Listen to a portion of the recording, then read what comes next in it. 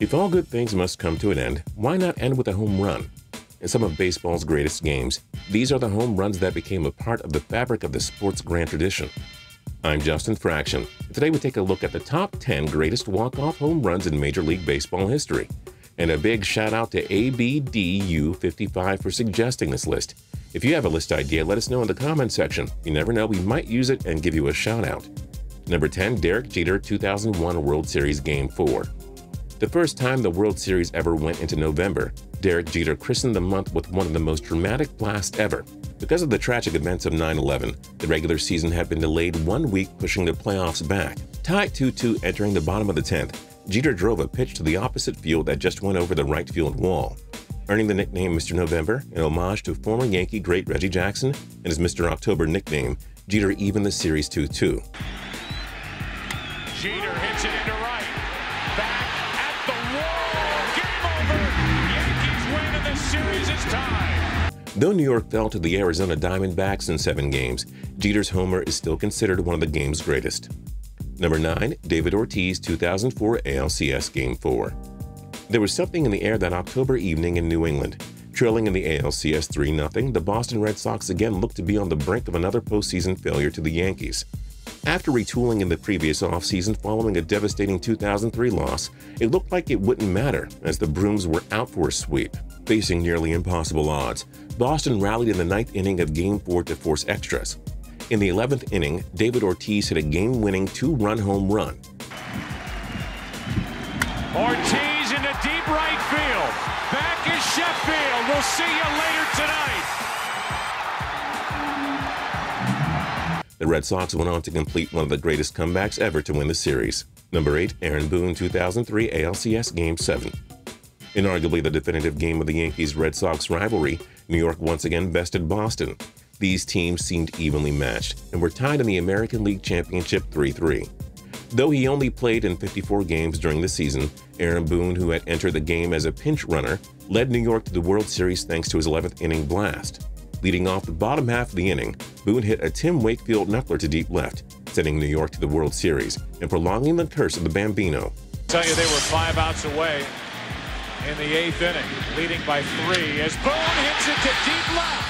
That might send the Yankees to the World Series. Boone, a hero in Game 7.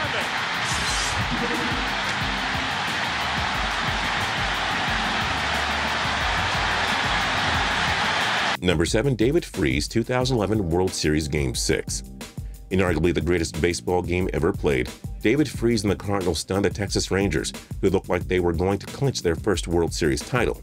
With Texas leading the series 3-2 and entering the 9th ahead 7-5, it looked like the Rangers were 3 outs away from hoisting the trophy. Freese first shocked the baseball world with a 2-out, game-time triple in the inning. At the wall, it's off the wall. 1 run scores. Here comes Barkman. Freese has tied it. And in extra, St. Louis again rallied in the 10th, scoring 2 runs to tie the score 8-8. In the first at-bat in the bottom of the 11th, Freese hit the game-winning shot to center field to force a Game 7. Freese hits it in the air to center. We will see you tomorrow night. Number 6, Carlton FISK 1975 World Series Game 6. Though the Big Red Machine took the series, Carlton FISK and Boston stole the show in this series' best game. Featuring 7 Hall of Famers combined, the Cincinnati Reds were leading the series 3-2 when the series shifted back to Fenway. After trailing late, Boston rallied to score 5 runs in the 8th to tie the score, and the game went into extras. Now a play synonymous with October baseball, Boston's Fisk hit a drive just down the left field line in the 12th and waved his arms to the right to try and will the ball fair. It worked, and Boston took Game 6.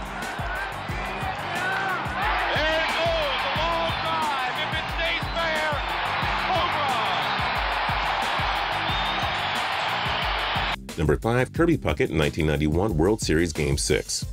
In this fantastic championship between the Minnesota Twins and the Atlanta Braves, Kirby Puckett kept the Twins season alive with his clutch blast. After being held without a hit in the 9th and 10th, the Twins' Puckett, who had just hit 15 home runs during the regular season, drove a 2-1 pitch over the left center field wall to force a Game 7. The play was famously heightened by a legendary broadcaster, Jack Buck, who said, "And we'll see you tomorrow night." to deep left center for Mitchell, and we'll see you tomorrow night. Number 4, Kirk Gibson, 1988 World Series Game 1. It was a play seemingly out of a movie. The underdog Dodgers were playing the powerhouse Oakland Athletics in the championship. With the Athletics just 1 out away from a Game 1 victory, Oakland looked to steal the home run advantage. Dennis Eckersley, one of the best relievers ever, easily got the first 2 batters out. After Dave Anderson reached first, Hall of Fame manager Tommy Lasorda sent out the injured Kirk Gibson to pinch hit. Although he was the NL MVP, Gibson was pretty seriously hurt, but he still hobbled out to the plate.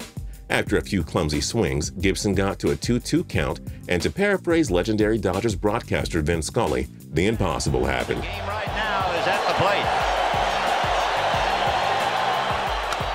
High fly ball into right field. She is gone!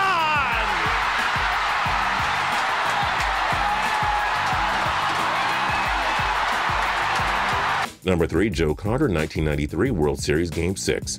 With the Toronto Blue Jays leading the series 3-2, the Philadelphia Phillies looked to even the series. Leading 6-5 heading to the bottom of the ninth, Phillies closer Mitch Williams allowed Hall of Famers Ricky Henderson and Paul Molitor to get on base. With 1 out and facing a 2-2 count, Carter hit a shot down the left field line to lift the Blue Jays to their 2nd straight title. Here's the pitch on the way, a swing and a belt, left field, way back, Blue Jays win it!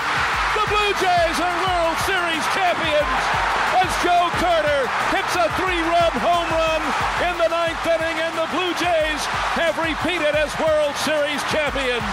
Touch 'em all, Joe. You'll never hit a bigger home run in your life. Number 2, Bobby Thompson, 1951 NL Playoffs Game 3.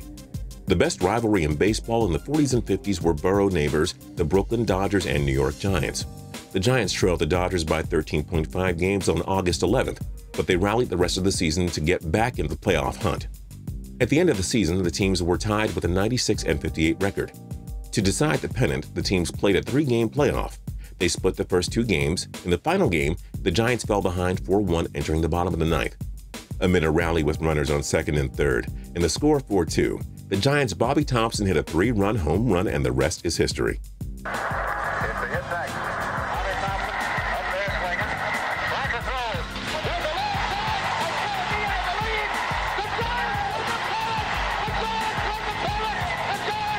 Number 1, Bill Mazeroski, 1960 World Series Game 7.